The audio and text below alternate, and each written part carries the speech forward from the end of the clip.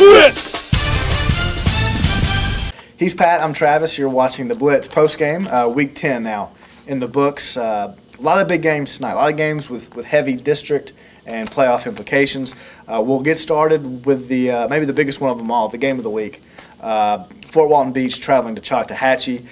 This is a series, a rivalry. Fort Walton Beach has really owned. They've won 4 of the last 5, 7 of the last 8.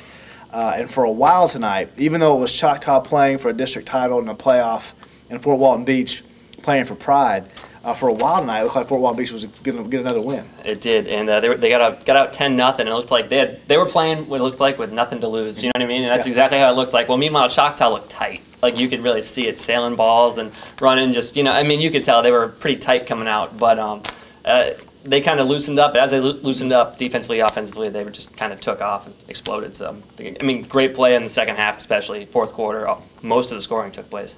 So. Nice job by them tonight. Just doing what they had to do, getting district runner-up now, so they're in good shape. Needed this to keep alive their playoff hopes, district title hopes. They were going to be watching the result of the Niceville-Crestview game, and Niceville actually came through with a big win, 20-10. They beat Crestview. So what that means is Niceville's your district champion, Choctawhatchee's your district runner-up. All comes back to that blocked point after, much earlier in the season. Man. Special teams. Yeah, absolutely. But both making the playoffs, that's big. Niceville. Chastain.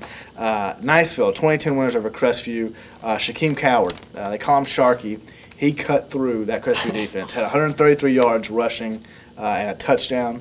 The Niceville defense looked pretty solid tonight. Really played well.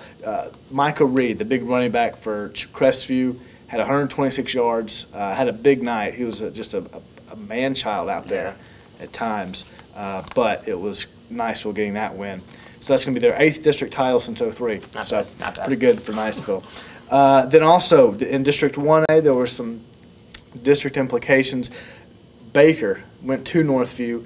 They needed a win and some help, a Freeport loss to maybe get in the playoffs. It doesn't happen for them. They lose to Northview 34-0. Yeah, they got neither there. But they just a tough loss. Sounded like turnovers were a problem. A lot of interceptions, a lot of turnovers. Yeah. Very one-dimensional, couldn't get going. It's a tough loss for Baker. Freeport, on the other hand, they rolled. They beat Jay 41-14. That's now 3 straight years of postseason appearances for the Bulldogs under Jim Anderson.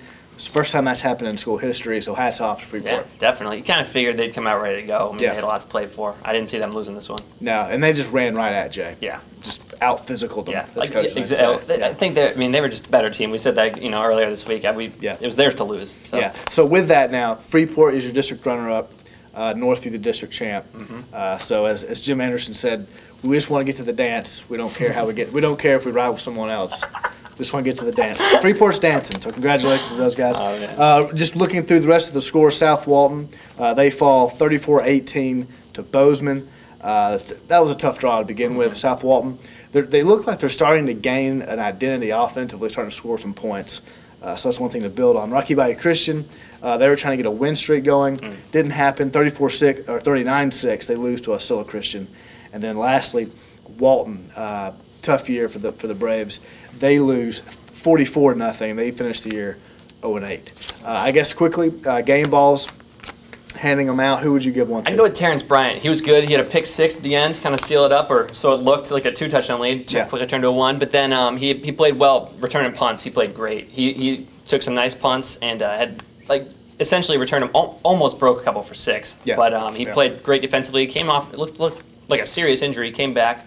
Still got that pick 6 right after. And he played really well tonight, I gotta say. Okay, so Terrence Bryant. I'm gonna give mine to Shaquem Coward.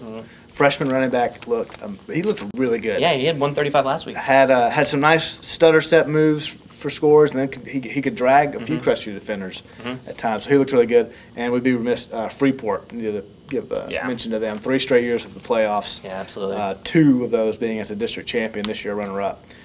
Pretty impressive what they're doing down there, or up there in the Funiac. So going to the dance, baby. Going to the dance. Don't care who you're dancing with. The always quotable Jim Anderson. Jim Anderson. That'll do it for this week's Blitz postgame. Be sure to check back next week, get you guys set for the regular season finales and playoffs just around the corner.